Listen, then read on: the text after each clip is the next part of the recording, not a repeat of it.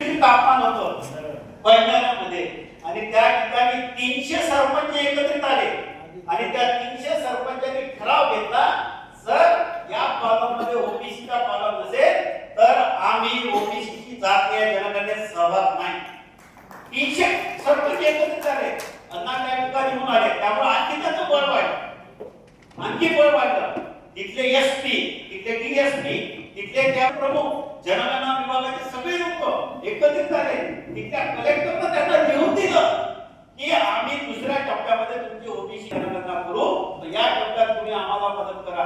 ते 300 ही सरपंच टस्कीमत झाले. त्यांनी सांगितलं, जर तुम्ही एससी ची गणना करत असाल, एसटी ची गणना करत असाल तर ओबीसीचा कॉलम जोपर्यंत त्या टाकत नाही तोपर्यंत आम्ही उपोषण सोडत नाही. या पद्धतीची क्रांतिकारी भूमिका त्यांनी घेतली. भावांनो, आजची तारीख आहे 12 तारीख आहे. 2 दिवसानंतर टप्प्याची जनगणना संपणार.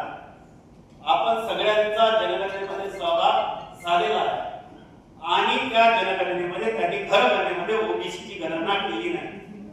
भारत सरकारने हे राजपत्र काढलेलं आहे. या राजपत्रामध्ये 12वा कॉलम आम्ही एससी या परिवार का मुखिया, अनुसूचित जाती, अनुसूचित जमाती अन्य से संबंधित है, ओबीसी की जनगणना केली नाही. आता आपण काय केलं पाहिजे? भावांनो, एससी ला 22,000 कोटीची तरतूद केल्या जाते दरवर्षी.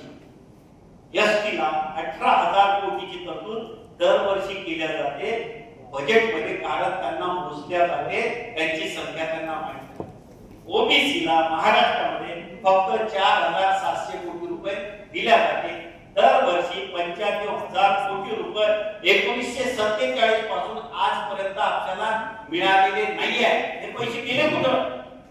2014 ते 2026 च्या दरम्यान 36,000 करोडपत्यांनी हा देश सोडलेला आहे. ज्यांची नोंद अब्जोपती म्हणून केल्या जाईल, 36,000 लोकांनी हा देश सोडलेला आहे. आणि काही लोक पळून गेलेले आहेत, त्यांचे नाव तुम्हाला माहित आहे.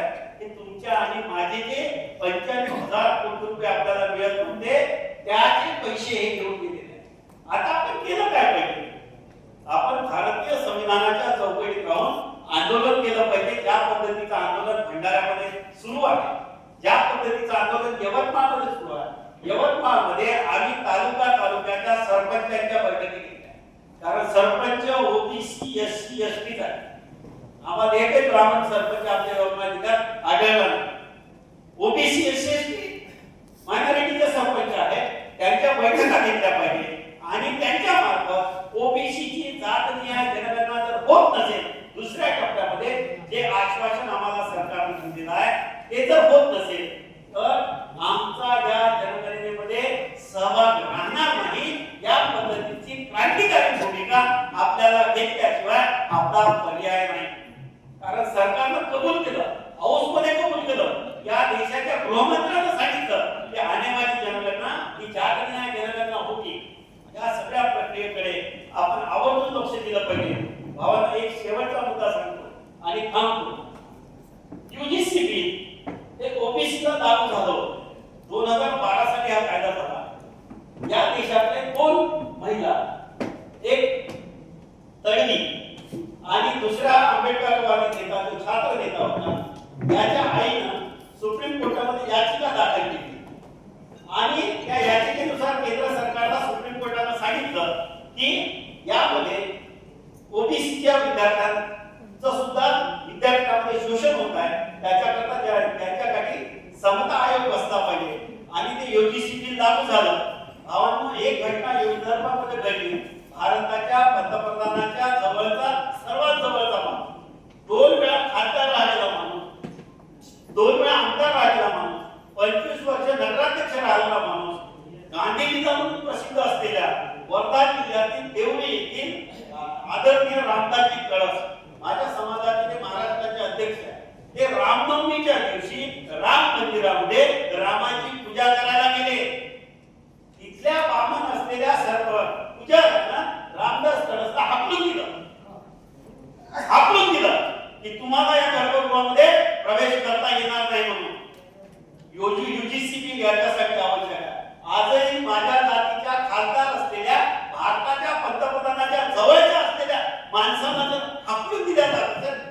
रामनवमीच्या दिवशी रामदासची तपस्या ना, म्हणून यूजीसी बिल आवश्यक आहे.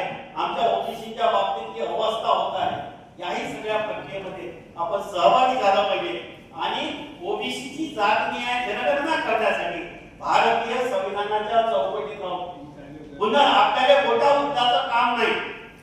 आपला ऑलरेडी उपवर्गीकरण झालेलं ओबीसीचं, ओबीसी, एनटी, व्हीजे, एसबीसी, एनटी1, एनटी2, एनटी3 आपलं उपवर्गीकरण झालेलं आहे ओबीसीचं. आता पुन्हा उपवर्गीकरणाची प्रोसेस सुद्धा सुरू झाली आहे. 56,000 आमच्या ग्रामपंचायत, पंचायत समिती, जिल्हा परिषद, नगरपालिका, महानगरपालिका नागरिकांचा मागास प्रवर्ग हा ओबीसीचा आहे. त्यामुळे जातीच्या प्रक्रियेतून बाहेर पडून ओबीसीची लढाई आपल्याला लढावी लागेल. जोपर्यंत ओबीसीची जात जनगणना होत नाही तोपर्यंत ओबीसी भावांना, बहिणींना आपल्याला जागरूक करावं लागेल. एक शेवटचा मुद्दा सांगतो आणि थांबतो. महाराष्ट्रामध्ये जेवढ्या काही ओबीसी संघटना आहेत, ज्या कुठल्या ओबीसी संघटना आहेत, यांना एकत्रित करून त्यांचा एक मूठ बांधण्याची क्षमता महाराष्ट्रामध्ये असलेल्या एकाच माणसात आहे. त्यांचं नाव आहे प्रकाश अण्णा शिंदे. एकच माणूस, कारण एवढा संयमी माणूस, एवढा अतिशय शांततेने मुद्दे मांडणारा माणूस आणि सातत्याने आपली भूमिका कुठल्याही प्रकारे अभिप्रेत न आणता मांडणारा माणूस आदरणीय प्रकाश अण्णा शिंदे आहे. त्यामुळे महाराष्ट्रामध्ये वेगवेगळ्या जात संघटना ओबीसीच्या कार्यरत आहेत. यांना आता नव्या रूपाने एकत्रित करावं लागेल.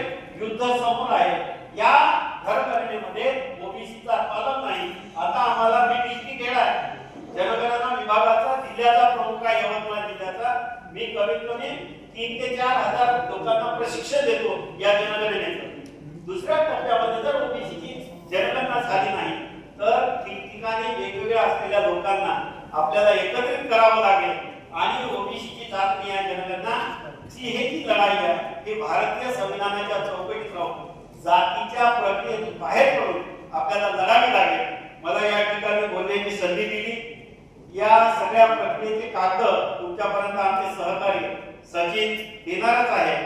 बाकी काही माहिती तुम्हाला आदरणीय डॉक्टर कोरे देतीलच. भावांनो, नीटच्या प्रक्रियेमध्ये 5 ओबीसी विद्यार्थ्यांनी आत्महत्या केली. 48 ओबीसी विद्यार्थ्यांनी यूजीसी बिल पास झालं नाही म्हणून आत्महत्या केली. आपल्या मुलांना मृत्यूपासून जर वाचवायचं असेल तर त्यांच्यामध्ये आत्मविश्वास जागृत करणे गरजेचं आहे. अब हमें मरतबत से हाथ में गुजरना होगा, बल्कि हम किसी और को मरना होगा. आने वाली पीढ़ी को तबाही से बचाने के लिए जो भी करना है हमें को करना होगा, ओबीसी भाइयों को ही करना होगा. धन्यवाद. जय